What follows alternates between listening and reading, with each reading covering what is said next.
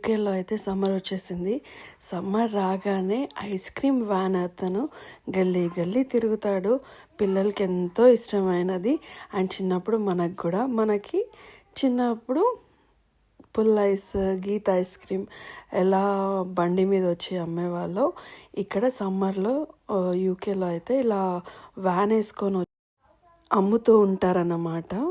So ఏంటంటే ఒక ice cream £1 నుంచి స్టార్ట్ అవుతుంది.